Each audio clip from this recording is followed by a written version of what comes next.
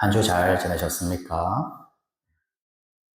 우리 교회가 또 주중에 모이는 것과 함께 또 기도하고 또 개인으로 또 믿음의 삶을 열심히 살 뿐만 아니라 또 서로 연락하고 교제하고 또 복음을 전하는 그런 믿음의 선한 일들이 왕성하게 또 적극적으로 역동적으로 좀 일어나기를 바랍니다. 그렇지 않겠습니까? 우리가 하나님의 사람이고 또 믿음의 사람이니까 하나님의 사람의 믿음의 작동은 주일에 하루, 또 서로 모여인 이 예배 시간만 작동하는 게 아니겠습니다. 오늘도 하나님의 사람이고 내일도 하나님의 사람이죠. 오늘 믿음의 사람이고 내일도 믿음의 사람입니다. 그렇기 때문에 하나님의 사람의 믿음의 이 삶을 한 주 내내 역사하고 작동이 되는 것이죠. 그런 믿음의 삶, 또 믿음의 또 거룩한 삶, 풍성한 열매가 많이 맺어지기를 바랍니다. 오늘 우리 말씀의 본문을 보면 당장에 우리 가정에 관한 직접적인 말씀은 또 없을 겁니다. 그 아래의 말씀부터가 그렇습니다. 22절에 아내들이여, 그리고 25절에 남편들아, 또 6장에 비로소 자녀들아, 또 아비들아. 이렇게 가정에 관한 그 말씀은 그 아래에 있는 말씀입니다. 그런데 가정에서 우리 구성원들이 해야 되는 구체적인 그런 일들의 근간을 이루는 원리, 가정에서 이렇게 저렇게 해야 된다는 모든 것의 근간을 이루는 그 원리가 여기 15절부터 21절에 있습니다. 이 말씀을 지나치고 부모는 어떻게 해야 되고 자녀는 어떻게 해야 되는 그 수많은 방법과 기술들은 그것을 알면 유익함이 있겠죠. 그러나 실제 그 근간이 없으면 또 마음과 자세가 없으면 어떤 방법과 기술들을 크게 또 사용할 힘도 없고 또 원하지도 않습니다. 그래서 오늘 15절부터 21절의 말씀을 통해서 우리가 하나님의 말씀대로 성경적 가정을 또 세우려는 그런 마음을 함께 갖기를 바랍니다. 오늘 기도 시간에도 성경적 가정 이런 표현을 써주셨는데 아주 감사해요. 우리가 성경적 교회를 지향하는 것처럼 우리의 가정도 성경적 가정을 꿈꾸고 지향하십시오. 아마 여기서부터 이 마음에 이제 갈등들이 일어날 겁니다. 왜냐하면 성경적 교회를 꿈꾼다라고 우리가 결정하지 않으면, 마음에 결단하지 않으면 내가 원하는 교회를 꿈꾸고 기대하게 되거든요. 그 중에 가장 큰 거는 아주 성공적인 큰 교회를 이루는 것일 겁니다. 그런데 성경적인 교회를 꿈꾸고 기대하기를 마음에 딱 결정하면 그다음부터는 내 뜻과 내 욕심대로 내가 원하는 교회를 꿈꾸는 것을 꿈꾸지 못하게 되거든요. 사람이 어찌 두 가지 꿈을 동시에 꿀 수 있습니까? 두 가지의 목적과 목표를 두고 양갈래의 길을 함께 걸어갈 수가 있어요. 그렇지 못할 겁니다. 분명히 그 걸음은 한 걸음을 걸어가게 돼 있어요. 더 마음에 원하는 것대로 걸어가게 되어 있죠. 우리가 자꾸만 성경적 교회 이 말들을 써야 됩니다. 성경적 교회를 꿈꾸고 기대하고 소망하고 우리가 하는 모든 이 작은 일들이 성경적 교회를 이루는 일들이 되도록 해야 됩니다. 그래야 한편에서는 세속적인 교회, 성공적인 교회, 믿음과 사랑이 식어지고 자기 마음대로 하더라도 상관이 없는 그런 교회를 세우는 것을 경계하게 되는 것이죠. 가정도 마찬가지입니다. 이제부터 말마다 성경적 가정을 세우겠다고 말을 해야 돼요. 그런 꿈을 꿔야 됩니다. 그런 기대와 소망을 가져야 돼요. 그래야 내가 원하는 가정, 내 마음대로 하는 그런 가정을 지향하고 경계하게 됩니다. 그래서 오늘 기도 때 성경적 가정이라는 말을 써준 거 너무나 감사해요. 정말 감사해요. 그리고 우리들도 이 말씀에 따라 성경적 가정을 세우고 또 꿈꿔야 됩니다. 그리고 그 성경적 가정은 가정의 구성은 모두가 함께 세우는 것입니다. 아버지 혼자 세우는 것도 아니고 어머니 혼자 세우는 것도 아닙니다. 남편 혼자, 아내 혼자 세울 수 있는 게 아니에요. 이미 가정이라는 것 자체가 구성원들로 다 함께 이루는 가정 아닙니까? 가정의 행복은 가정의 구성원 전체에 따라 결정이 되는 것처럼 성경적 가정도 마찬가지입니다.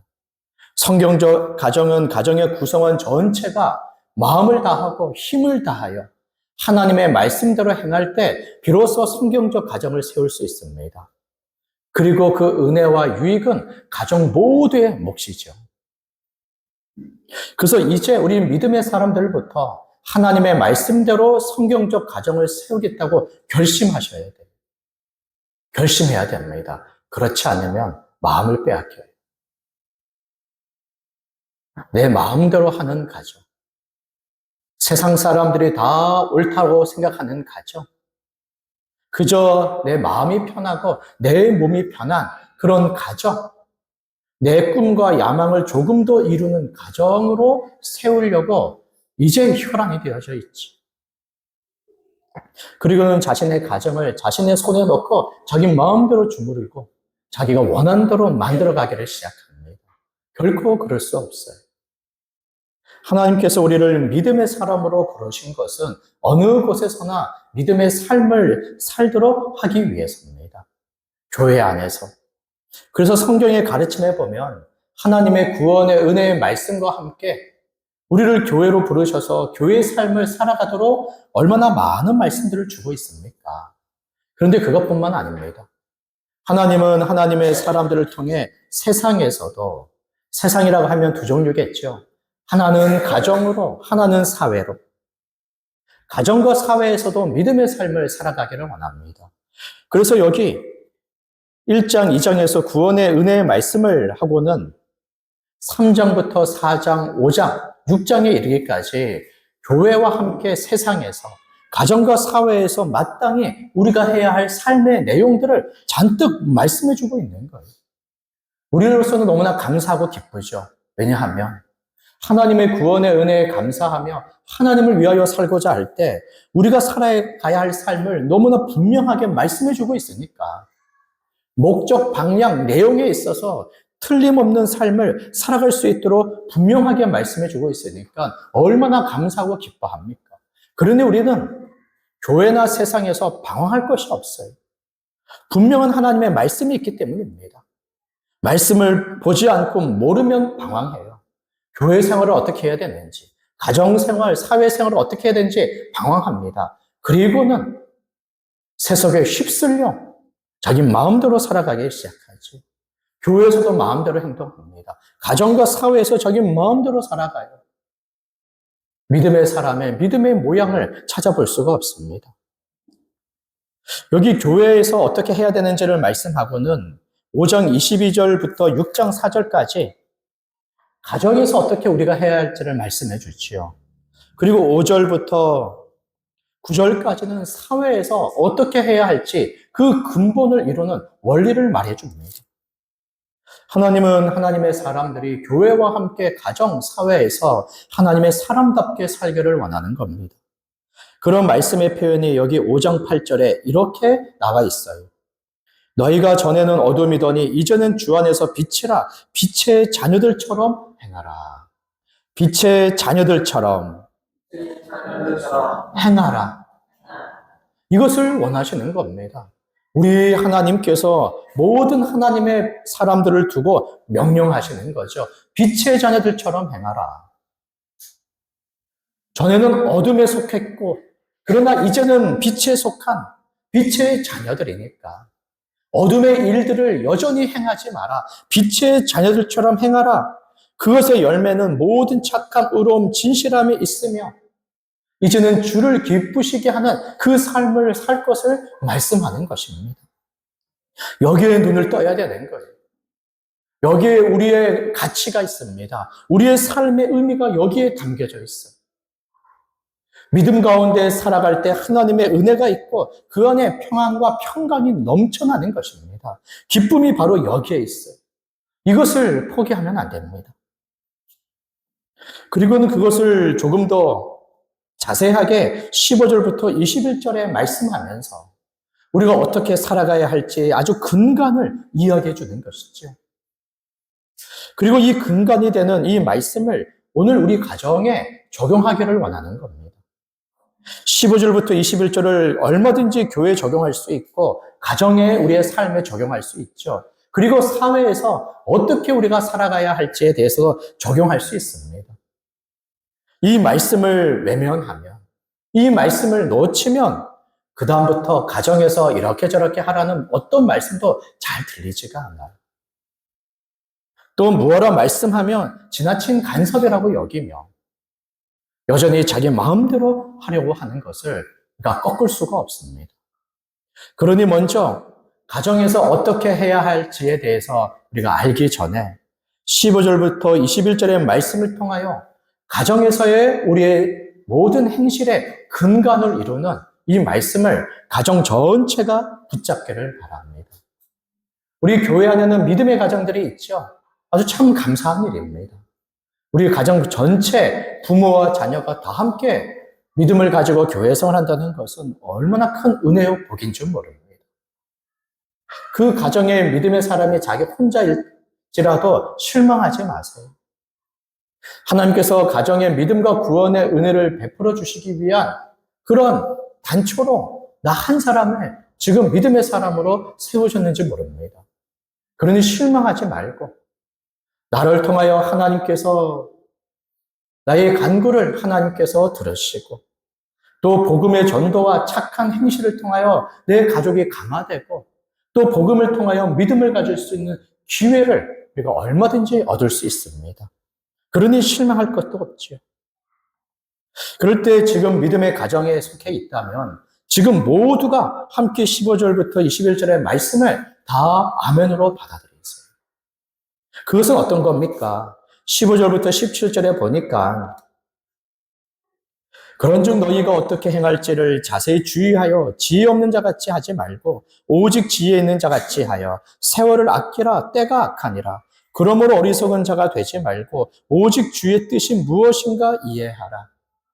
주의 뜻이 무엇인지 이해함으로 지혜롭게 행동하라는 것입니다. 주의 뜻이 무엇인지 알아. 그 뜻대로 지혜롭게 행동해라. 주의 뜻을 알지 못함으로 어리석은 자가 되어 지혜 없는 자같이 행동하지 마라 라고 말씀하지요. 이것은 교회, 가정, 사회 어느 곳에서나 우리 믿음의 사람들이 가져야 할 생각일 겁니다. 주의 뜻이 무엇인지 알아. 그 말씀을 대로 지혜롭게 생각을 해야, 행동해야 되지요. 그리고 18절에 무엇을 말합니까? 술 취하지 말라. 이는 방탕한 것이니 오직 성령으로 충만함을 받아라. 이 말씀을 가지고 술 먹어도 됩니까? 안 됩니까? 이렇게 묻지 마세요. 좋아하면 드셔야지. 또 한 잔이 생각나면 또 먹을 수 있지. 그렇게 각자 알아서 이렇게 생각을 하세요. 그런데 여기서는 지금 술 먹으라 말라 이것을 지금 얘기하는 게 아닙니다. 여기는 무엇을 말하냐면 오직 성령으로 충만받으라. 술 얘기는 다음에. 지금은 술보다 믿음이 더 우선입니다. 술 마시면서 말씀 배우고 술 마시면서 지금 믿음을 가지세요. 술 마시면서 믿음의 삶을 살아가십시오. 믿음이 아주 우선입니다. 여기서는 지금 무엇을 말하려고 하냐면 오직 성령으로 충만받으라라고 하는 것을 말하는 겁니다. 하나님의 뜻을 알아 지혜롭게 행할 때 성령 충만함으로 우리를 도우시고 성령 충만받음으로 성령을 의지하여 하나님의 그 뜻대로 행할 수 있기 때문이죠. 뜻을 아는 것에 머무르는 것은 기독교가 아닙니다. 우리 믿음이라고 하는 것은 뜻을 알고 뜻대로 행하는 것이 믿음이고 믿음의 삶이 바로 기독교입니다. 그저 말만 그저 모양과 무늬만 형식만 있어서는 안 됩니다. 그것은 얼마나 우리 기독교를 사람들에게 왜곡시키는 일이 되는지 모릅니다. 우리 행실을 통하여 더욱더 기독교에 관심을 갖고 예수 그리스도를 더 알기를 원하고 예수 그리스도를 믿는 자들이 베푸는 그 사랑과 거룩한 삶에 감화되어서 나도 저 사람이 믿는 것, 저 사람이 다니는 교회 좀 다녀보고 싶고 알고 싶은 이런 생각들을 불러일으키는 것이 참 좋은데 그저 말은 청산유수인데 그 행실이 그렇지 않음으로 인하여 오히려 실망과 거부감을 일으키죠. 우리 기독교는 그런 것이 아닙니다. 말과 함께 믿음의 행실의 기독교입니다. 어떻게 주의 뜻을 알아 지혜롭게 행할 수 있습니까? 바로 성령 충만 받음으로 성령의 도우심 아래 성령을 의지하여 순종함으로 주의 뜻을 얼마든지 행할 수 있습니다. 그럴 때 주의 뜻을 무엇이라고 말합니까? 19절부터 21절은 크게 두 가지로 이야기합니다. 하나는 하나님에 대하여 그리고 사람에 대하여. 하나님에 대하여 마땅히 가져야 할 하나님의 뜻은 하나님이 베풀어 주신 모든 은혜에 대하여 감사하며 바로 예수 그리스도를 통하여 베풀어 주신 은혜를 감사하지요.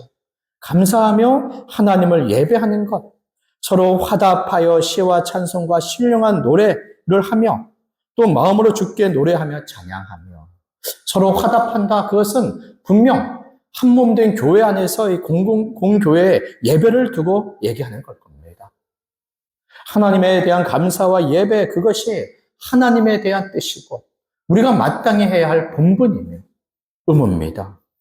그리고 사람에 대하여서는 무엇을 말합니까? 21절에 그리스도를 경외함으로 피차 서로 복종해라. 믿음의 사람들은 그리스도를 사랑하지요. 예수 그리스도를 높입니다.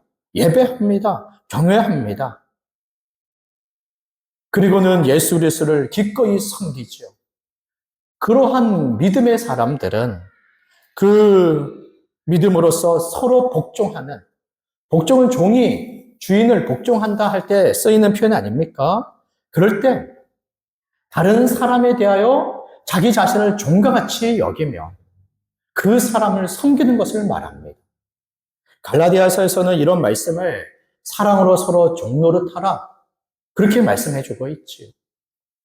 하나님에 대해서는 감사하며 예배하며 사람에 대해서는 우리가 그리스도를 사랑하고 그리스도를 귀히 여기며 섬기듯이 다른 사람을 존귀하게 여기고 다른 사람들을 사랑으로 섬기는 삶을 살아갈 것을 말하는데 그것이 하나님의 뜻이라고 말을 합니다.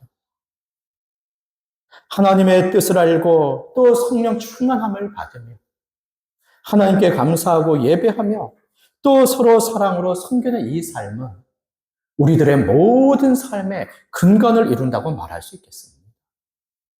하나님의 뜻을 배우고 성령을 의지하여 순종함으로 하나님을 예배하고 서로 사랑하는 삶.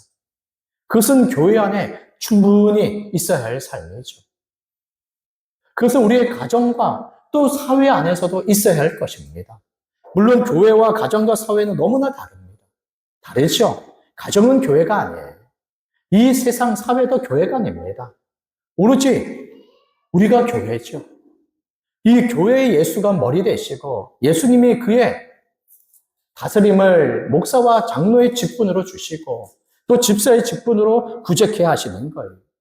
그리고 교회 안에 각 사람에게 은사 주셔서 머리이신 그리스도의 몸된 교회로 충만하게 합니다. 이 교회가 가정이 아니지요. 사회가 아닙니다. 그럼에도 불구하고 마땅한 하나님의 뜻대로의 이 삶을 교회 안에서부터 시작하여 가정과 사회까지 이어가게 하시는 거예요. 이것을 분리시키면 안 됩니다.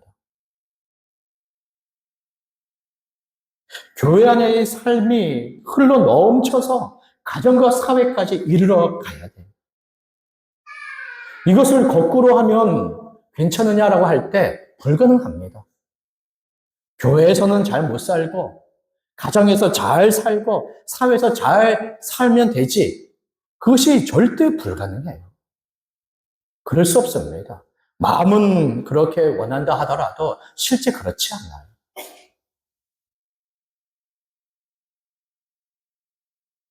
유명한 속담이 있죠. 안에서 새는 바가지, 이 속담. 안에서 새는 바가지, 밖에서 샌다고 하잖아요. 그때 안이 어디냐면 바로 교회입니다. 교회에서 그 바가지가 새지 않아야 밖에 가정과 사회에서도 그 바가지가 새지 않아요. 말하자면 교회 안에서 15절부터 21절의 말씀같이 하나님의 뜻을 배우고 성령을 의지하여 순종하여 하나님을 예배하고 서로 사랑할 때, 바가지가 새지 않을 때 가정과 사회, 세상에서도 하나님의 뜻을 알고 성령을 의지하여 순종하며 늘 감사하는 생활, 하나님을 기쁘시게 하며 예배하며 가정과 사회까지도 서로 사랑으로 살아갈 수 있다는 것입니다. 교회 안에서 이런 믿음을 가지고 이런 삶을 살아가야 되죠. 처음에는 연약하죠. 처음에는 잘 모르겠습니다. 처음에는 고민도 되고 갈등도 심해요. 왜냐면 예전에 생각했던 것이 아니거든요. 예전에 살았던 게 아닙니다. 지금 하나님의 뜻을 배우고 또 순종하며 한번 살아보려고 이제 막 결심을 했거든요. 그러면서 얼마든지 실수도 있고 또 실패도 있고 잘못도 있는 것입니다. 나는 최선이라고 생각했지만 어떤 이들은 또 내가 결정한 것들을 보면서 충분하냐 이렇게도 얘기하면서 뭔가 이제 막 믿음 가운데 시작한 이들로서는 좌충우돌하지요. 그렇게 우리가 단련이 되는 것입니다. 그렇게 우리가 연단이 되는 거예요.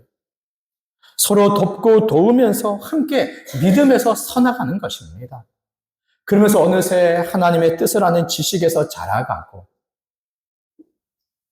성령께서 인도하심에 이제는 기꺼이 순종하며 얼마든지 감사와 예배의 삶을 힘써 살아가고 그리고 서로 사랑하며 다른 사람을 낮게 여기며 기꺼이 종노릇하며 섬기며 살아가지요. 그렇게 교회 안에서 충분히 연단될 때 가정 안에서도 가정은 때로는 일방적일 때가 있죠. 또 사회에서는 더욱더 일방적이지 않습니까? 오히려 사회에서는 오히려 무시하고 또 핀잔을 주고 또 오히려 괴롭게 하기도 하지요. 그런 사람들 틈바구니에서 믿음과 사랑을 지키며 부단히 애를 쓰는 삶을 살아가는 것입니다. 교회 안에서 먼저 충분히 이러한 삶을 함께 살아가야 되죠. 그리고 우리가 성경적 가정을 세우기 위하여 이 말씀을 우리의 가정에 적용하려고 하는 것입니다. 첫째로 이 말씀을 어떻게 적용할 수 있습니까? 첫째로 가정 안에서 하나님이 기뻐하시는 뜻을 알아 지혜롭게 행동을 해야 됩니다. 가정 안에서 하나님이 기뻐하시는 뜻을 알아 지혜롭게 행동해야 돼요. 하나님의 뜻을 이해하고 지혜롭게 행하라라고 하는 것을 우리의 가정 안에서도 적용해야 된다는 것입니다. 교회 안에서는 하나님의 뜻 운운하면서 가정에서는 전혀 하나님의 뜻과 상관없이 살려고 하는 것은 옳지가 않습니다. 세상 사람들이 생각하는 것을 우리가 왜 상관하겠습니까? 그들은 그들이 살아가는 것으로 내버려 두세요. 그러나 우리는 아닙니다. 우리는 하나님의 백성들이고 믿음의 사람들로서 우리는 하나님의 뜻을 나의 뜻으로 삼고 하나님의 뜻 앞에 내 생각과 뜻을 날마다 수정하고 보완하여 바꾸어서 하나님의 뜻대로 살아가는 사람들입니다. 특별히 사도 바울이 예수님을 향하여 나는 종이다, 예수님이 나의 주다라고 고백한 것처럼 예수를 믿는 우리들도 다 예수님을 주로 여기며 그의 종으로 여기며 우리가 살아갑니다. 그러니 가정 안에서 내 뜻은 크게 중요하지 않아요. 오로지 하나님의 뜻, 우리 주 예수 그리스도의 뜻이 참으로 중요합니다. 하나님의 뜻과 예수님의 뜻이 우리 가정 전체의 뜻이 되어야 됩니다. 그리고 모든 것을 그 뜻 아래 결정해야 되죠. 그 뜻 아래 생각하고 고민하고 계획해야 됩니다. 이미 가정 안에 하나님의 뜻부터가 흔들리고 하나님의 그 크신 뜻을 대신하여 내 뜻과 이 세상 사람들이 죄롭다 하는 뜻으로 삼아버리면 그 다음부터 모든 결정들은 하나님의 뜻과 무관하게 흘러가게 됩니다.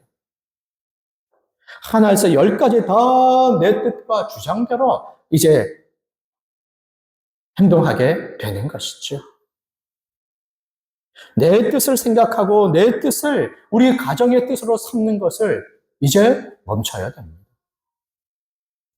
우리의 가정 안에서도 하나님의 뜻이 무엇인지를 이해하고 하나님의 뜻을 행해야 됩니다. 다시 마음을 정하세요.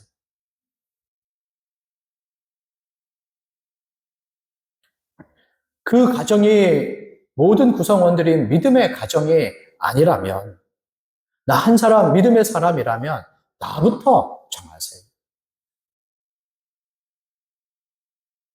우리의 가정은 하나님의 뜻을 우선으로 삼고, 우리의 가정은 하나님의 뜻을 최고로 삼고, 하나님의 뜻대로 세워지는 가정이 되기를 꿈꾸고 기대하시기를 바랍니다. 하나님의 뜻을 가질 때 우리는 지혜로운 자가 되고, 하나님의 뜻대로 행할 때 지혜로운 자가 되는 것입니다. 우리의 모든 행실의 우선은 바로 하나님의 뜻을 아는 것으로부터 시작이 되지요. 그래도 여전히 내 마음대로 살려고 하는 것이 있죠. 다른 사람들의 간섭받기를 싫어하고 심지어 하나님의 간섭받기를 싫어하는 그런 마음이 있습니다. 이런 마음은 옳지가 않죠. 하나님의 간섭을 받기를 싫어할 때 드러나는 형상이 무엇입니까? 하나님의 말씀을 배우기를 싫어합니다. 왜냐하면 하나님의 말씀을 배우면 하나님의 뜻을 알게 되거든요. 하나님의 뜻은 우리의 마음과 생각과 행실까지도 하나님의 말씀을 받아들이며 그 뜻대로 행하기를 요구합니다.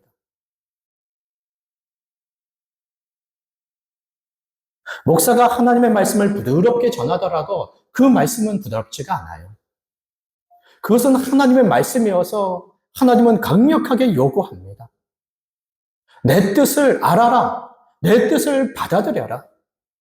내 뜻 앞에 엎드려서 그것에 순종하고 복종해라. 나는 하나님이니 하나님의 말씀을 듣기를 요구하시죠. 그리고 그 말씀을 들을 때 강력한 믿음을 요구하는 것입니다. 믿음은 가만히 생겨나는 것이 아니에요.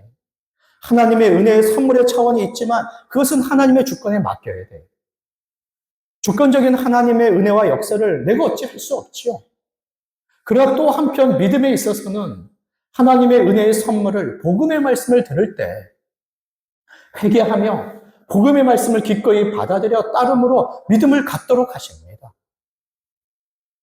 하나님의 은혜의 역사 가운데 이것을 허락하셨기 때문에 하나님의 말씀에 대하여 나는 믿음의 반응을 해야 되지. 그러나 하나님의 뜻대로 살아가는 것을 거부하는 이들은 그 말씀을 배우는 것을 원하지 않습니다. 가르침과 권면들을 거부하지. 성도들 간의 말씀의 교제도 싫어합니다. 왜냐하면 말씀을 이야기하거든요. 그저 세상살이 얘기하면 좋은데 그저 먹고 사는 얘기하고 어떻게 조금 더 잘 먹고 잘 사는 이런 것들 얘기하면 좋고 어떻게 하면 우리 자녀가 조금 더 잘 지낼까 그런 얘기들을 하면 편하고 좋은데 말씀의 교제를 하면 원하지 않죠. 왜냐하면 그 말씀을 들어야 되거든요. 자꾸만 말씀에 따라 내 생각과 내 삶이 자꾸만 파헤쳐져서 그것이 드러나거든요.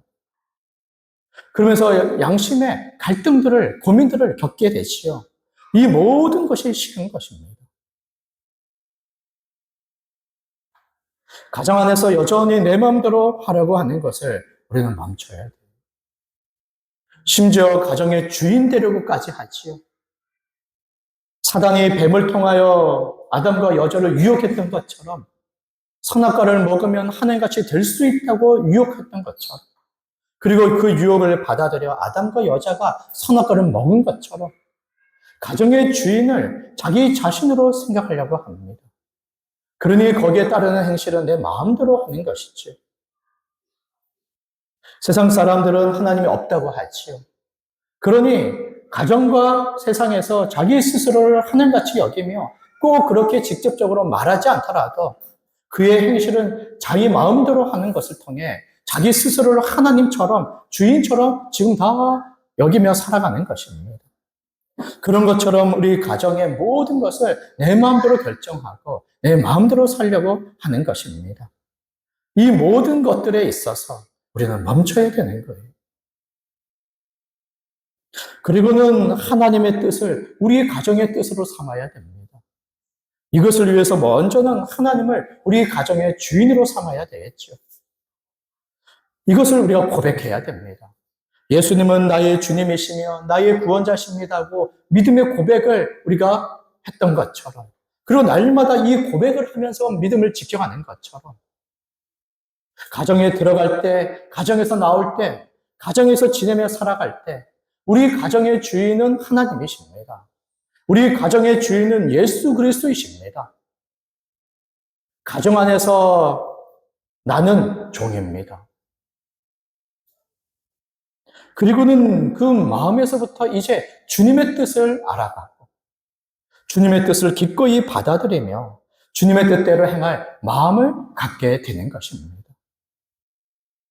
이것을 시작을 해야 돼요. 이 고백을 늦추었다면 다시금 이 고백을 속히 해야 됩니다. 이 고백을 하는 것에 멈췄다면 다시 시작을 해야 돼요. 그런데 그 고백이 만만하지가 않습니다. 내 마음을 내주어야 되지요.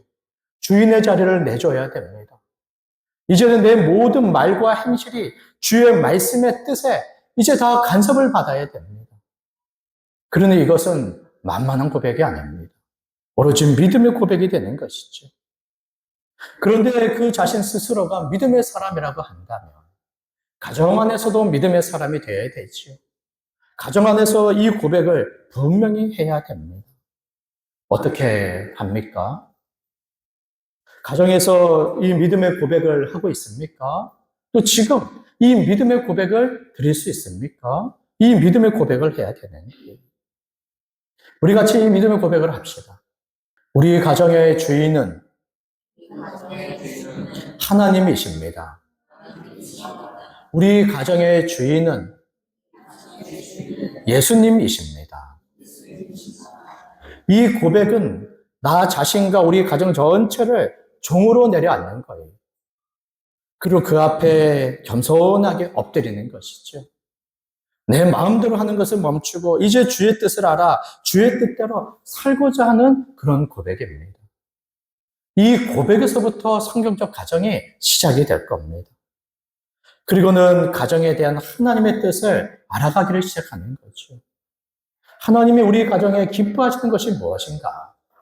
우리 가정의 선한 뜻이 무엇이며 의로운 뜻이 무엇인가? 그 뜻을 알아가고 그렇지 않은 것을 이제는 분리시키기를 시작을 해야 됩니다. 로마서 12장 2절의 말씀대로 너희는 이 세대를 본받지 말고 오직 마음을 새롭게 함으로 변화받아 하나님의 선하시고 기뻐하시고 온전한 뜻이 무엇인지 분별하라라고 말씀한 것처럼 그 분별력은 하나님의 뜻을 아는 데서부터 분별력이 생깁니다. 그러면 자기 자신으로부터 가정 전체 구성원들, 부모와 자녀, 남편과 아내 모두가 하나님의 뜻을 배워가야 됩니다. 하나님의 뜻을. 전에 알고 있는 것에 아주 멈추면 안 돼요. 전에 알고 있었던 것들을 잊어버리기 시작하죠. 또 아는 것에 따라 믿음으로 반응할 때 아는 것이 역사하는 것인데 지금 안다 하더라도 믿음에 제대로 서 있지 않으면 그 아는 것은 약간 무용지물로서 아무런 힘과 역사를 일으키지 못합니다. 그러니 전에 알았다 한 것이라 하더라도 지금 다시 배우는 그 말씀 가운데 하나님의 은혜를 힘입어 믿음으로 그 말씀을 받고 그 말씀을 지켜가야 하는 것입니다. 가족 전체가 하나님의 말씀을 배우는 것에 자리로 나와야 됩니다. 또 하나님의 말씀을 배우는 일에 열심을 내야 되는 거예요. 여기에 부모는 주도적인 역할을 해야 되는 것입니다. 여기에 머리 되는 남편은 주도적인 역할을 해야 되는 거예요. 자녀들이 말씀 배우기를 좋아합니까? 학교 공부도 싫어하고 무엇인지 배우기를 다 싫어하죠. 다 자기 하고 싶은 것대로 하려고 합니다. 그러나 내버려 둘 수가 없어요. 학교 공부하지 않는 것을 내버려 둘 수가 없죠. 어떻게 그럴 수 있습니까? 세상 공부하는 것을 내버려 두면 안 되죠. 그럴 수 없습니다. 그런 것처럼 하나님의 말씀을 배워 뜻을 아는 것을 우리 원하지 않을 땐 내버려 둘 수가 없습니다.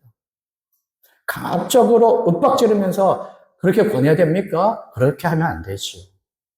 그러면 아주 거부감이 생길 겁니다. 사랑 가운데 온유하게 가르쳐야 되죠.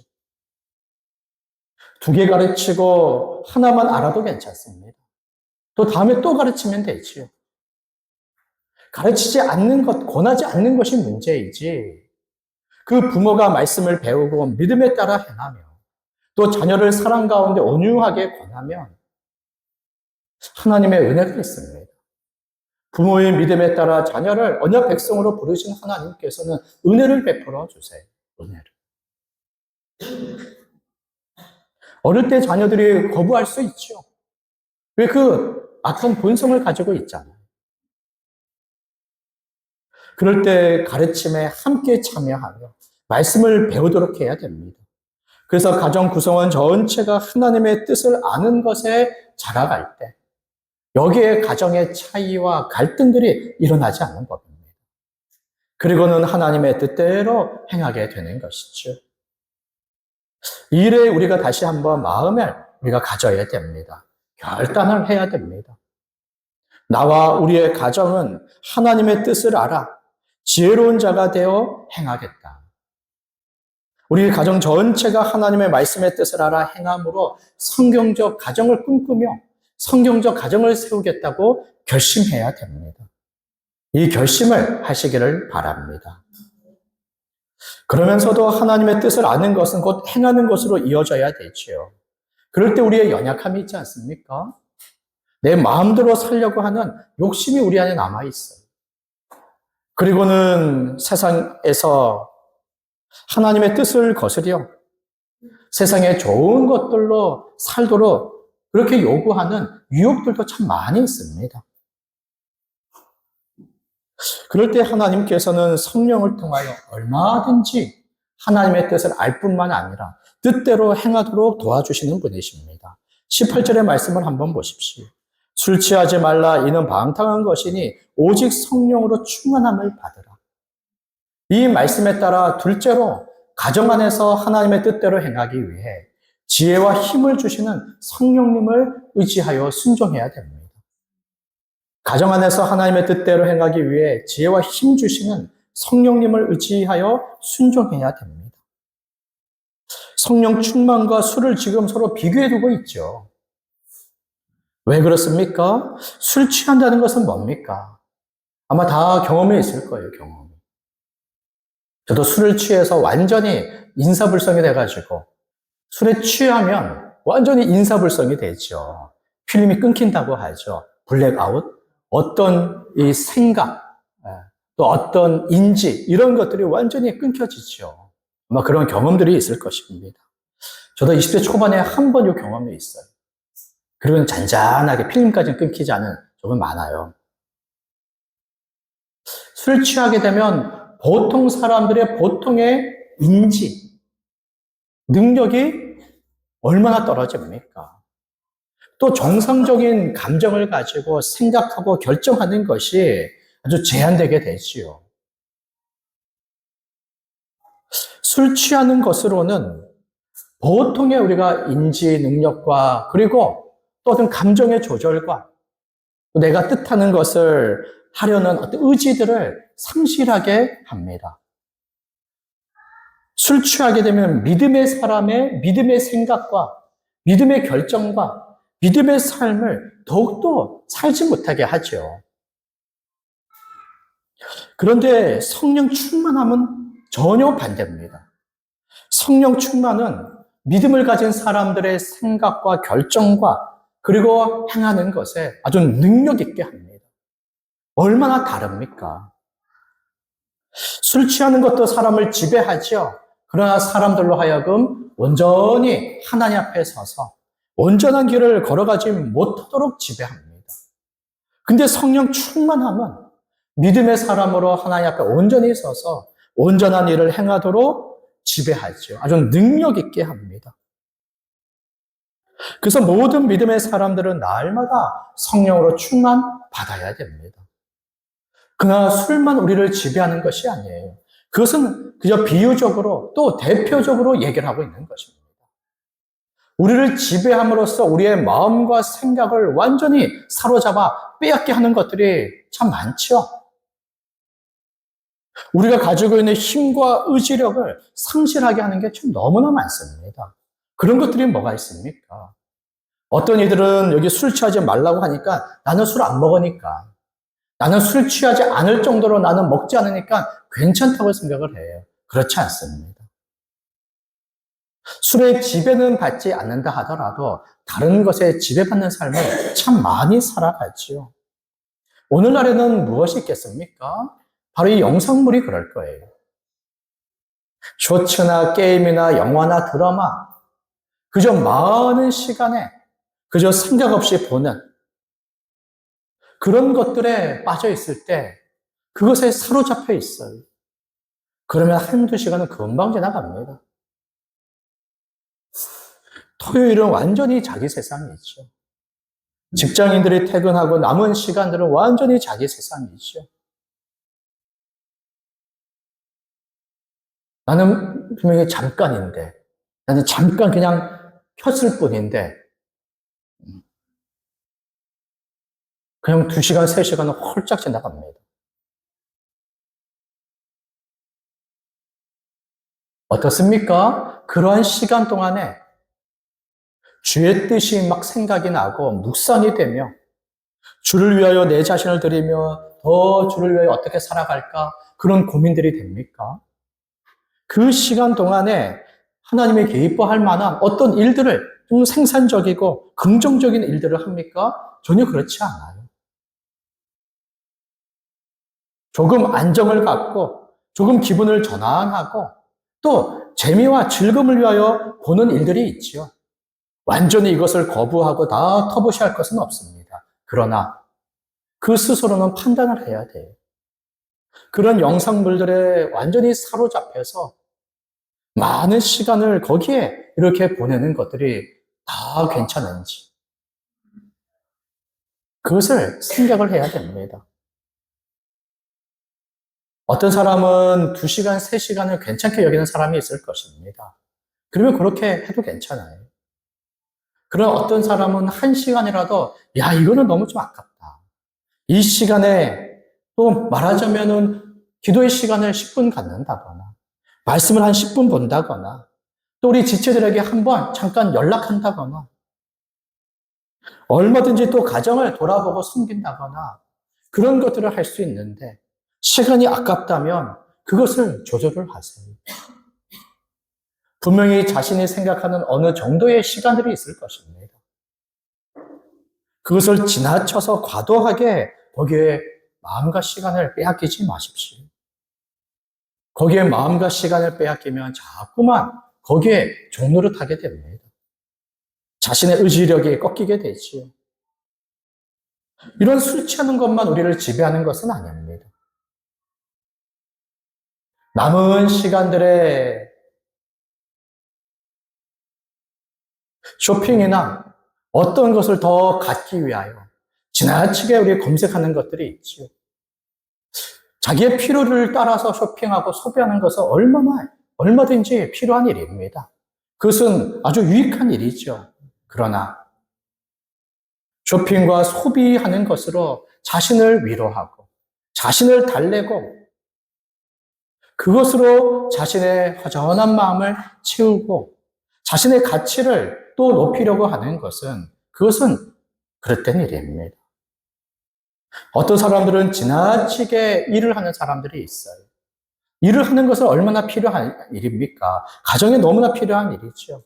그러나 하나님을 의지하지 못하고 지금 내가 하는 것으로 인하여 내 인생이 결정이 되고 내 염려와 불안함을 이기고 또 내 미래를 책임질 것처럼 지금 일을 하고 있다면 그것은 어느새 일하는 것이 우상이 되어 그것의 종노릇하는 것일 것입니다. 더 많은 일을 하면서 더 높은 수익을 얻고 더 높은 자리에 찾아갈 때, 올라갈 때 비로소 안심이 되죠. 그리고 끊임없는 자기 자신을 개발하려고 하는 어떤 강박에 빠져서 조금도 평안이 없어요. 또 자녀를 공부시키고 좋은 스펙을 차지해서 자신의 야망을 이루고 자신의 가정을 세우려고 하는, 또 건강이나 자신의 미모, 이 모든 것에 빠지게 되면 그것에 어느새 지배받으며 종노릇하게 되어져 있지요. 그리고는 믿음의 생각과 하나님의 말씀과 그 뜻에 어떠한 고민과 묵상과 생각들을 하지 못하게 됩니다. 그러나 성령 충만은, 성령께서는 우리 가운데 오셔서 하나님의 뜻을 밝히시고 하나님의 뜻을 깨닫게 하시고 하나님의 말씀으로 우리를 감동시키시고, 또 성령께서는 우리의 걸음걸음마다 인도하셔서 거룩으로 나가게 하시죠. 성령께서 그리스도의 생명과 함께 그의 거룩의 모든 것으로 우리 가운데 역사하십니다. 말씀을 통하여 우리를 충만케 하시고 우리를 역사하시고 인도하심을 우리가 보게 되죠. 그리고는 우리는 그 성령님을 의지하는 것입니다. 하나님을 의지하듯이, 우리 주 예수 그리스도를 의지하듯이 성령님을 의지합니다. 그 의지함에 우리가 그 뜻에 따라 순종하기를 시작하죠. 그래서 우리는 고백합니다. 내가 여기에 마음을 두고 순종하는 모든 것은 성령 충만에 있고 성령의 도우심과 인도하심에 있다라고 우리는 얼마든지 고백하지 않습니까? 성령 받음으로 권능이 있다는 것을 우리는 압니다. 그래서 한없이 자신이 연약하고 또 실수하고 실패하더라도 성령을 의지하여 얼마든지 이길 수 있고 다시 일어설 수 있고 얼마든지 견딜 수 있다는 것을 우리는 잘 아는 거예요. 그리고 우리는 성경적 가정을 위하여 주의 뜻을 우리가 알고 행할 때 우리의 가정 전체가 날마다 성령 충만받기를 원하는 것입니다. 성령 충만받기를 원하는, 이것 믿음의 고백입니다. 그냥 내 본성적인 생각들이 아닙니다. 왜냐하면 예수님을 우리 가정의 주로 삼고 그의 뜻을 알려고 할 때도 그 앞에 내가 종노릇하지 않으면 안 되거든요. 성령 충만받는 것도 마찬가지입니다. 성령이 내 안에 거주하셔서 나를 인도하심을 의지하여 순종해야 됩니다. 그렇게 나를 굴복시켜 순종해야 되기 때문에 쉽게 그저 본성적으로 본능적으로 성령 충만받기를 간구하기가 어렵습니다. 이거 역시도 믿음의 간구죠. 믿음의 간구. 내 안에 계신 성령님께서 주님으로서 나를 다스리시고 예수 그리스도의 생명과 거룩함으로 나를 충만케 하시고 온전케 하셔서 나를 이끌어 주십시오. 나는 주님의 종이고 주의 뜻대로 인도하신 성령님을 의지하며 순종하겠습니다. 이 고백이 담겨져 있기 때문에 그렇습니다. 성경적 교회를, 가정을 세우기 위하여 성령께서는 우리 가정 가운데 함께 하십니다. 믿음의 사람들의 마음과 생각을 붙드시고 그 걸음걸음을 지도하시죠. 지금의 모양과 지금의 상태로 결코 성령께서 내버려 두기를 원하지 않습니다. 하나님의 뜻에 거스리고 믿음으로 하지 않는 모든 일에 성령께서는 근심하십니다. 그리고는 우리 각 사람에게 권하시죠. 성령 충만 받으라. 성령을 의지하여 순종하라. 이것은 날마다 말씀하시는 것입니다. 그러니 한편에서 내 마음과 생각과 내 행실을 지금 빼앗아 지배하려고 하는 것으로부터 우리가 경계해야 됩니다. 게임이 지배하지 못하도록, 영상물들이 지배하지 못하도록. 우리 광해라는 영화를 아십니까? 거기 보면 유명한 말이 있는데 적당히들 하시오, 적당히. 적당히 해야 돼, 적당히. 지나친 데서 그렇게 넘어가지 마십시오. 적당히 해야 되지요. 일을 하는 것에 있어서, 또 자신의 취미 생활을 하는 것에 있어서, 또 쇼핑을 하고 소비하는 것에 있어서, 자녀를 기르고 양육하는 것에 있어서, 이 모든 것에서 우리는 성령의 지배를 받아야 됩니다. 하나님의 말씀대로 가르치시는 가르침대로 우리가 순종해야 되지요. 부모가 성령 충만하며, 자녀가 성령 충만하며, 남편과 아내가 성령 충만하다면 어떻겠습니까?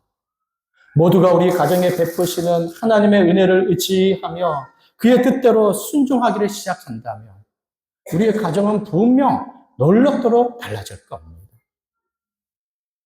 지금 한 사람, 믿음의 사람으로 지금 있다면 지금 버거울 겁니다. 하나님의 뜻을 따라 가정을 세워나가는 것이 어찌 자기 혼자만의 힘으로 감당할 수 있겠습니까? 그저 하나님의 은혜 구하는 것 외에는 할 수 있는 것들이 또 많이 없을 거예요. 그러면서도 성령을 의지하여 하나님의 뜻대로 하나, 두 개 행하기를 시작해야 됩니다. 그 일조차 포기하지 않으면 어찌 가정이 더 좋아지고 나아질 수 있겠습니까? 때로는 눈물이 나고, 때로는 버겁고, 때로는 포기하고 싶은 마음이 든다 할지라도 그때 더욱더 하나님의 은혜를 구하며 성령 충만을 구해야 되죠. 성령을 의지하기 시작하면 어느새 힘이 날 겁니다. 하나님의 은혜가 생각이 나고 주께서 우리를 위하여 행하시고 그 모든 것을 우리에게 부어주심이 생각이 날 겁니다. 그리고 다시금 용기를 내어 우리의 가정을 또 건사하고 가정 안에서 마땅히 행할 바를 또 행하는 것입니다. 결코 성령님을 오해하지 마십시오. 성령께서 우리 안에 계실 때 부분적으로 임하시거나 부분적으로 능력을 베푸신다거나 또 우리가 간구할 때만 역사하신다거나 또 우리가 기도할 때만 우리에게 오신다거나 성령님을 오해하지 마십시오. 우리 가운데 오신 성령님은 주님이신 예수님의 영이시고 하나님의 영이십니다. 그는 우리 가운데 충분히 계시며 또 주님으로 다스리시며 그리스도의 모든 것을 우리 가운데 역사하시며 결코 우리를 버리시거나 떠나지 않으시는 성령님이십니다. 그 성령님이 함께 하심으로 얼마든지 우리의 가정이 성령적으로 세워질 수 있습니다. 우리 마지막으로 하나 더 보겠습니다. 19절부터 21절의 말씀인데요. 하나님의 뜻이 하나님에 대한 감사와 예배요 서로에 대한 사랑인 것처럼 우리 가정의 하나님의 뜻이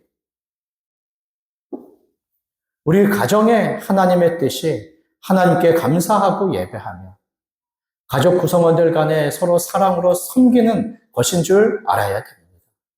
하나님의 뜻에 따라 하나님께 감사하고 예배하며 서로 사랑으로 섬기는 가정을 세워 나가야 됩니다. 19절부터 20절은 바로 하나님의 뜻으로서 하나님께 감사하고 하나님을 예배하는 것이라고 했습니다. 이것이 우리 가정에 대한 하나님의 뜻입니다. 하나님이 우리를 지으시고 구원하시면서 하나님을 예배하는 자로 부르시고 세워주신 것처럼 이것이 가장 우선적인 본분이고 우리가 마땅히 해야 할 의무인 것처럼 우리의 가정도 마찬가지입니다. 하나님을 알아 하나님께 감사하고 하나님을 예배하는 것이 우리의 가정의 뜻입니다. 우리 가정이 해야 할 목적이고 목표죠. 우리 가정의 사명입니다. 이것을 외면하고 상관하지 않고 어찌 하나님의 뜻대로 가정을 세우려고 합니까? 하나님께서 우리 가정에 베풀어 주신 모든 은혜에 대하여 감사하시기를 바랍니다. 그런데 그 감사가 개인의 상황과 형편에 따라 치우칠 때가 많이 있습니다.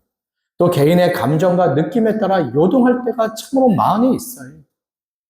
내가 기분이 좋으면 하나님을 예배하고 내 상황이 좋으면 하나님을 예배하고 조금 어려우면 내 감정이 변하지 않으면 하나님을 예배하는 것을 늘 그 자신이 취사하여 선택을 하지요.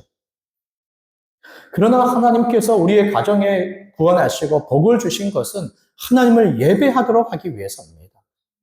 그래서 내 감정과 내 상황에 벗어나는 일입니다. 왜냐하면 하나님께서 우리에게 행하신 그 모든 일들은 객관적입니다. 그것은 역사적입니다. 하나님께서 우리를 구원하기 위하여 그 사랑하시는 아들을 나와 우리 가정을 위하여 보내시고, 하나님께서 은혜 베풀어 주셔서 믿음의 선물 가운데 구원과 생명을 얻게 하셨어요. 이것은 내 감정과 지금 우리 가정의 상황과 전혀 별개의 일 아닙니까? 또 가장 큰 일이죠. 그러니 우리를 구원하시고 믿음의 선물을 베풀어 주신 하나님께 감사하면서 날마다 구원을 이루시는 하나님을 예배하는 것이 우리 가정의 사명이요 목적이 되어야 할 것입니다. 그리고 지금 우리 가정에 당한 형편들, 하나님께서 어떻게 그것을 상관하십니까? 일용할 양식들에 있어서 어떻게 상관하시며, 우리 가정이 지금 겪고 있는 그런 상황들에 있어서 어떻게 상관하십니까? 하나님의 눈을 감고 있습니까? 하나님이 우리에게 긍휼의 손을 베풀지 않고 있습니까? 하나님이 우리와 함께하는 데서 떠나셨습니까? 결코 그렇지 않아요. 먹을 양식을 내가 다 준비하고 내가 다 쌓아놓고 있지 않을지라도 하나님께서 우리의 가정에 매일의 양식을 돌보시고 또 먹이십니다. 저도 가정을 이룬 지가 20년이 됐어요. 우리 어르신들의 가정을 생각해 보면 아주 미치지 못하지만 저희 가정도 20년이 됐습니다. 저희 가정이 처음 시작할 때 제가 우리 자취하는 방에서 옷가방 2개만 제가 가지고 우리 가정에 제가 들어갔거든요. 우리 아내가 놀랐어요. 그거밖에 없냐. 또 그 가방도 큰 가방도 아니었어요. 옷가방 2개. 그때 제가 대학교 4학년이었거든요. 저희 어머니가 저희 어머니가 뭘 해주셨죠? 어머니가 그 뭡니까? 신부 측에 보내는 그 뭐죠? 예단비. 그거는 마련해 주셨어요, 저희 어머니가. 그리고는 제가 700만 원 대출 받고 제가 들어갔습니다. 1000만 원짜리 그 빌라 4층에 방을 얻었어요. 여름에 너무 더워서 에어컨 설치할 엄두를 나지 않아서 여름 때마다 저희 장인어른 집에 제가 피신했어요. 그래서 많이 갔습니다. 그렇게 이 가정이 시작이 됐는데 20년을 지금 살아있어요. 20년을.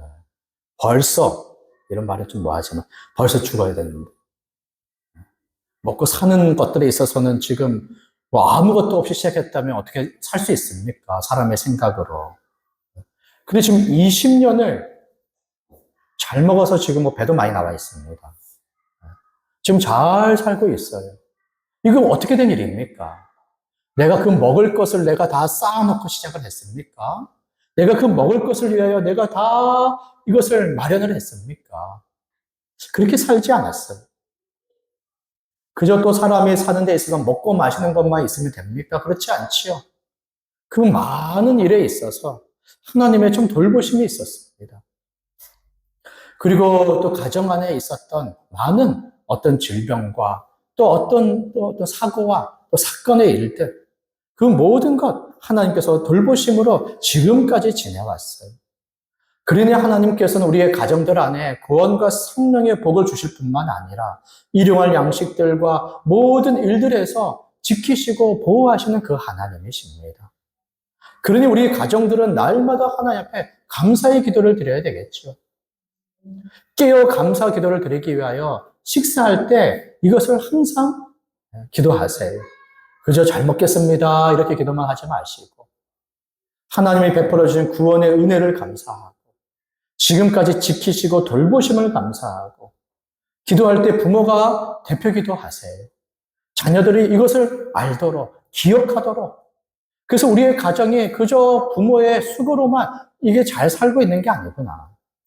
하나님께서 함께 하시고 지키시고 돌보시는 것으로 지금 우리 가정이 이렇게 살고 있구나.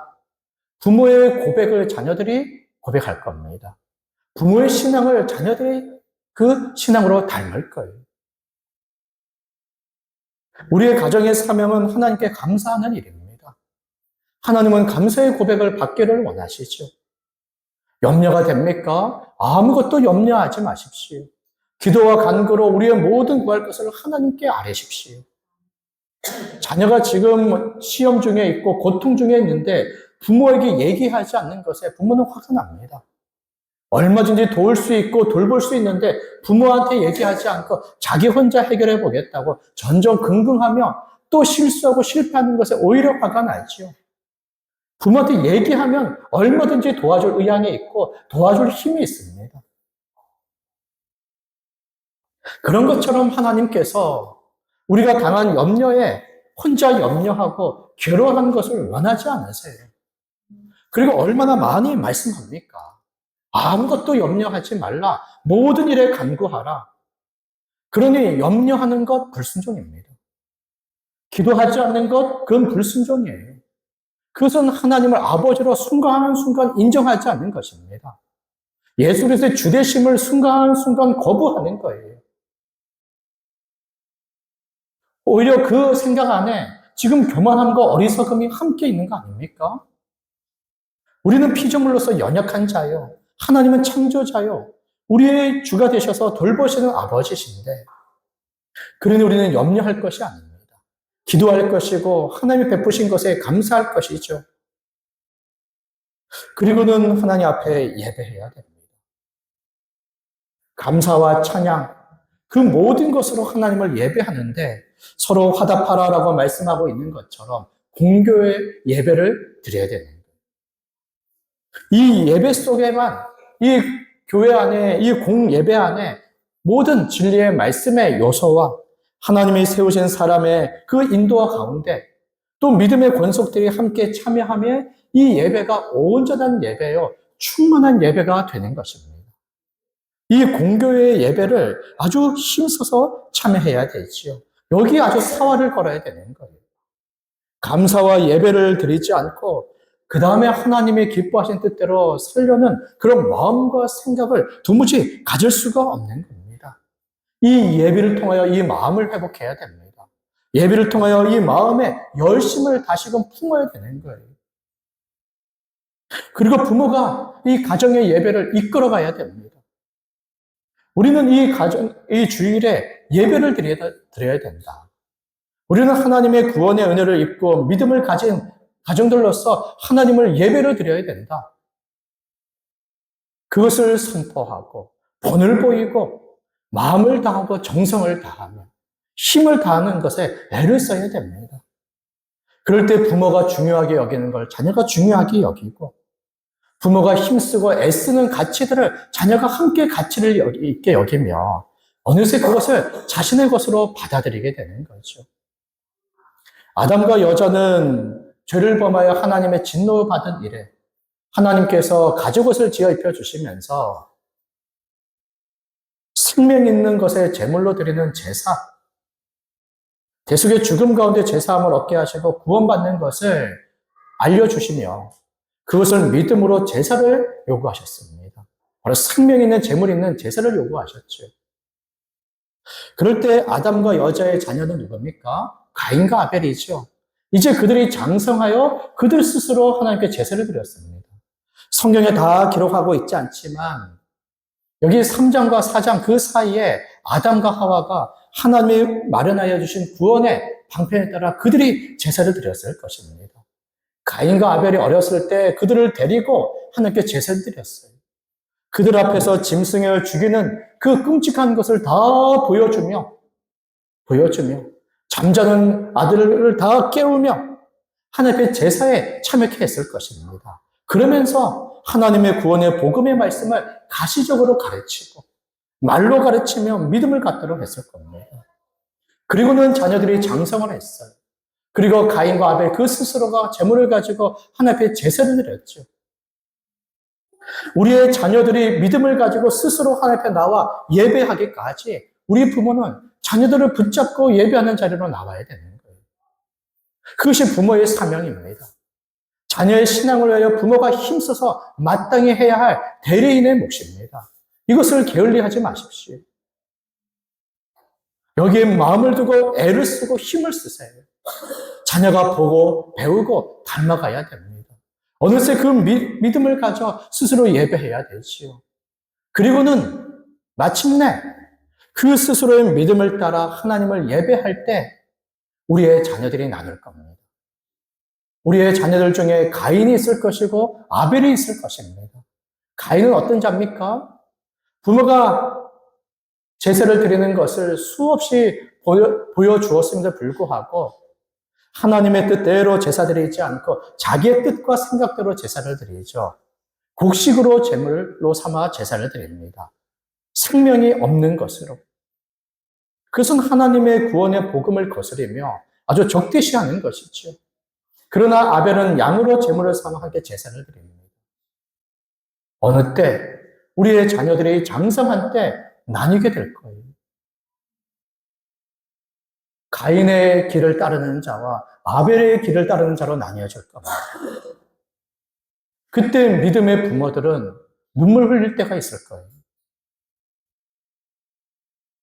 교회 안에서 교회 말씀을 배우고 교회 지도를 받으며 부모가 가르치고 부모가 본을 보여준 대로 자녀가 믿음을 가져 이제 스스로 믿음에 선 때 그때 기쁨의 눈물을 흘릴 겁니다. 그러나 교회 생활을 등한히 하고 그 부모의 가르침을 소홀히 하며 자녀가 믿음으로 서지 않았을 때 그때 피눈물을 흘리게 될 것이에요. 그러는 교회를 떠나가고 믿음에 떠난 자식을 붙잡고 평생 눈물로 기도하게 되겠죠. 지금 교회 생활을 함께 하는 것은 하나님의 은혜를 받는 기회를 지금 수없이 얻고 있는 것입니다. 그리고는 우리의 심은 대로 그 기쁨의 열매를 거둘 날이 있을 거예요. 우리 가정에 대한 하나님의 뜻은 무엇입니까? 하나님께 대한 감사와 예배하는 것입니다. 이것이 최고예요. 이것이 우선순위입니다. 이것을 제쳐놓고 잘 먹고 잘 살고 가장 우등생이 되어 좋은 대학에 들어가는 것, 크게 원하지 않아요. 자녀의 성적에 대해서 다 괜찮다고 해주세요. 그렇게 아둥바둥 열심히 살아가지 않아도 괜찮다고 얘기를 하세요. 하나님이 자녀로서 우리를 돌보시며 오히려 하나님 앞에 감사하고 예배하는 자가 되기를 그렇게 권하십시오. 우리의 가정이 감사와 하나님을 예배하는 가정이 될 때 성경적 가정이 되는 것입니다. 그리고는 이 말씀을 우리가 다음 주로 우리가 넘기겠지만 가정에 대한 하나님의 뜻은 21절 그리스도를 경외함으로 피차 복종하는 것입니다. 그리스도를 경외함으로 피차 복종하는 것.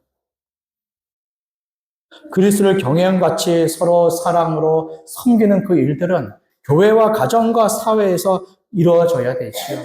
그리고는 특히 우리의 가정에서 서로 이런 삶을 살아가야 됩니다. 믿음의 사람들은 가정에서 예수 그리스도를 경외하지요. 그리스도를 사랑하고 그리스도를 높입니다. 그런 마음을 가지고 가정 안에서 남편과 아내 간에 부모와 자녀 간에 서로 사랑으로 섬기는 생활을 해야 됩니다. 그럴 때 그 넘치는 사랑으로 넘치는 섬김으로 서로에 대한 이해와 배려와 온유함과 겸손함으로 그 가정이 하나님의 가정으로 행복한 가정이 되고 또 성경적 가정이 되는 것이죠. 21절의 말씀이 나머지 22절부터 6장 4절까지 가정 구성원들의 모든 행실을 다 결정합니다. 부모가 자녀에게 어떻게 하고 자녀가 부모를 어떻게 공경하는지 그 세세한 것들을 몰라도 괜찮아요. 율법의 요약이 이웃사랑하라는 한 말씀 안에 다 이루어졌다고 얘기하는 것처럼 부모를 어떻게 공경합니까? 부모를 사랑하세요. 부모를 사랑하세요. 하나님과 그리스도가 우리를 사랑하신 것처럼 부모를 사랑하세요. 그러면 부모가 원하는 것들에 순종하고 부모가 싫어하는 것들을 하지 않으려고 하고 부모의 육신, 정신, 모든 삶의 필요들을 돌보고 그것을 섬길 마음과 힘을 갖습니다. 자녀를 어떻게 양육해야 됩니까? 그 양육법들을 다 몰라도 괜찮아요. 자녀를 사랑하세요. 하나님과 그리스도가 우리를 사랑하셔서 그 아들까지도 우리를 위하여 내어주신 것처럼, 그리스도 생명 주신 것처럼 자녀를 사랑하면 자녀를 돌보고 또 자녀를 노엽게 하지 않고 자녀의 필요를 위하여 수고하고 애쓰는 그 부모가 됩니다. 남편은 아내를 어떻게 해야 됩니까? 이벤트 걱정하지 말고 아내를 사랑하세요. 그런데 아내에 대한 사랑의 마음은 날마다 커야 되지요. 그 사랑은 뜨거워야 됩니다. 그리고는 아내의 모든 필요들을 돌보며 아내의 눈물과 신음에 민감하며 아내를 살펴야 되지요. 아내도 마찬가지입니다. 남편을 사랑하세요. 거기서부터 존경이 나오지요. 서로에 대한 사랑은 교회 안에서 서로 사랑하는 거 아닙니까? 그 사랑이 가정까지 이어지게 되는 것입니다. 근데 가정은 일방적일 때가 참 많죠. 부모의 사랑만큼 부모가 자녀의 사랑을 기대하기가 어렵습니다. 오랫동안 참아야 돼요. 어떻게 그 자녀들의 그런 모든 불순종과 그 때와 그리고 때로는 그 선회하게 하는 것들을 다 견딜 수 있습니까? 가정에서는 일방적일 때가 참 너무나 많습니다. 그런데 교회 안에서는 서로 사랑이잖아요. 서로 사랑. 하나님과 그리스도의 사랑을 충분히 받았을 뿐만 아니라 교회의 사랑은 서로 사랑 아닙니까? 그래서 교회 안에서 이 사랑에 연단받는 겁니다. 교회 안의 사랑에 익숙해지는 거예요. 교회에서 우리의 사랑이 큰 사랑으로 자라가는 겁니다. 그리고 가정에서 남편이 나를 더 사랑해 주지 않아도 참고 아내가 나를 더 사랑해 주지 않아도 참고 부모와 자녀가 나를 더 사랑해 주지 않아도 참고 내 사랑의 몫을 다하는 것입니다. 그 사랑의 몫으로 우리의 가정을 조금 더 나은 가정으로, 행복한 가정으로, 성경진 가정으로 세워나가는 거예요. 거기에 믿음의 한 사람이 있다면 또 그 사람과 함께 가정을 조금 더 세워나가는 거죠. 그럴 때 모두가 믿음의 사람들의 가정이라면 얼마나 그 사랑이 크겠습니까? 거기에 우리의 자녀들까지도 믿음의 사람으로 이제는 자라서 이제는 10대, 20대, 30대 얼마든지 사랑의 행실로서 그 삶을 수고를 다해주면 우리의 가정이 얼마나 행복해지겠습니까? 하나님은 행복한 교회를 원하시는 것처럼 행복한 가정을 원하십니다. 이 가정을 위하여 믿음을 심겨주시고 서로 사랑의 삶을 다 살아가게 하시는 것이죠. 그리고 구체적인 것들을 가르쳐 주시면서 더욱더 온전케 하시는 것입니다. 하나님에 대한 감사와 예배, 서로 사랑하는 것이 하나님의 뜻이며 그 뜻을 얼마든지 이해하고 깨달아 순종할 수 있도록 성령을 보내어 주시고 성령으로 충만케 하시는 것입니다. 그리고 복음과 율법의 말씀으로 날마다 우리의 마음을 새롭게 하시고 믿음을 온전케 하여 주시는 거죠. 이것에 이제 우리가 믿어 순종한다면 가정의 구성원 전체가 마음을 합하여 믿어 순종한다면 하나님의 뜻을 더 알아간다면 우리의 가정의 행복은 따놓은 당상입니다. 그러나 그것은 좀 저절로 이루어지는 것이 아니죠. 가정 구성원 전체의 믿음과 순종, 그 사랑, 그것의 열매가 될 것입니다. 그것을 기대하고 꿈꾸는 거예요. 성경적 교회를 이제는 넘어서서 우리의 가정까지도 성경적 가정으로 세워져야 됩니다. 그리고 이러한 꿈과 기대와 소망은 이제 세상까지도, 사회까지도, 우리가 속한 지역까지도 흘러 넘치도록 해야 됩니다. 이러한 일에 마음을 합하고 하나님의 은혜를 구하며 함께 믿음과 사랑 가운데 힘쓰는 교회가 되기를 원합니다. 기도하겠습니다.